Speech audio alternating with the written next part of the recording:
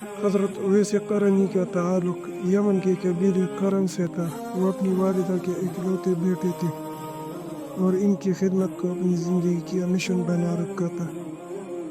ان کی عبادت، تقوی اور خلوت پسندی کا یہ عالم تھا کہ لوگوں سے ملنا جلنا ترک کر دیا تھا، صرف اپنی والدہ کی خدمت اور اللہ کی بندگی میں مشغول رہتے۔ حضور صلی اللہ علیہ وآلہ وسلم نے ان کے بارے میں ارشاد فرمایا، قیامت کے دن 70,000 فرشتے اویس قرنی رحمۃ اللہ علیہ جیسے لوگوں کے آگے چلے گئے، اور اویس قرنی رحمۃ اللہ علیہ کو جنت میں داخل کیا جائے گا تاکہ کوئی انہیں پہچان نہ سکے سوائے اس کے جسے اللہ اجازت دے۔ اس سے معلوم ہوتا ہے کہ حضرت اویس قرنی رضی اللہ تعالیٰ عنہ کی روحانی حیثیت اللہ تعالیٰ کے نزدیک کتنی بلند ہے۔ ایک مرتبہ صحابہ کرام نے حضور صلی اللہ علیہ وسلم سے سوال کیا، یا رسول اللہ، وہ کون ہے جس کی شفاعت سے قبیلہ ربیعہ و مضر جیسے بڑے قبیلوں کے گناہگار بخشے جائیں گے؟ آپ صلی اللہ علیہ وسلم نے فرمایا، اللہ کا ایک بندہ ہے۔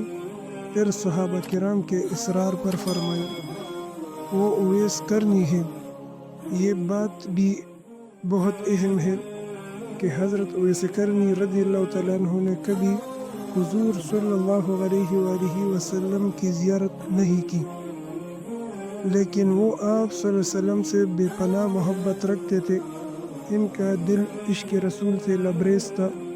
انہوں نے اپنی دانت اس لیے توڑ دی کہ جب انہیں معلوم ہوا کہ احد کی جنگ میں حضور صلی اللہ علیہ وسلم کے دندان مبارک شہید ہو گئے تھے، تو وہ اس درد کو اپنے وجود میں محسوس کرنا چاہتے تھے۔ حضرت عمر بن خطاب رضی اللہ تعالیٰ عنہ اور حضرت علی رضی اللہ تعالیٰ عنہ کو رسول اللہ صلی اللہ علیہ وسلم نے وصیت فرمائی تھی کہ اگر اویس قرنی رضی اللہ تعالیٰ عنہ سے ملاقات ہو تو اس سے دعا کی درخواست کرنا۔ چنانچہ حضرت عمر رضی اللہ تعالیٰ عنہ اور حضرت علی رضی اللہ عنہ نے ان کی تلاش کی۔ جب حضرت عمر رضی اللہ عنہ کو اس کے بارے میں علم ہوا کہ وہ کوفہ میں اونٹ چراتے ہیں تو وہ فوراً وہاں پہنچے۔ انہوں نے ایک شخص کو تنہائی میں نماز پڑھتے دیکھا۔ دل میں خیال آیا کہ شاید یہی وہ اویس ہو۔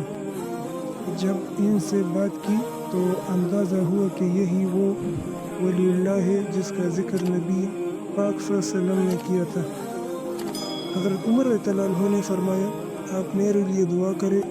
حضرت اویس قرنی رضی اللہ تعالیٰ عنہ نے فرمایا، آپ امیر المؤمنین ہیں، آپ مجھ سے دعا کیوں کرواتے ہیں؟ حضرت عمر رضی اللہ تعالیٰ عنہ نے جواب دیا، رسول اللہ صلی اللہ علیہ وآلہ وسلم کا فرمان ہے کہ اویس قرنی کی دعا مقبول ہے۔ تب حضرت اویس قرنی رضی اللہ تعالیٰ عنہ نے ان کے لیے دعا فرمائی اور جلد ہی وہاں سے چلے گئے۔ حضرت اویس قرنی رضی اللہ تعالیٰ عنہ کی ساری زندگی گمنامی میں گزری۔ انہوں نے نہ کبھی شہرت چاہی، نہ دنیاوی مقام و مرتبہ۔ ان کا ایمان، ان کی خلوص نیتی، ان کی عبادت اور عشق رسول انہیں مقام ولایت کی بلند ترین چوٹی پر لے گئی۔ حضرت اویس قرنی رضی اللہ تعالیٰ عنہ کی زندگی ہمیں سکھاتی ہے کہ اصل فضیلت خلوت میں ہے، نیک نیتی اور اخلاص میں ہے۔ اللہ کے نزدیک وہی بندے محبوب ہوتے ہیں جو اس کے رضا کے لیے دنیا کی نظروں سے چھپ کر عبادت کرتے ہیں۔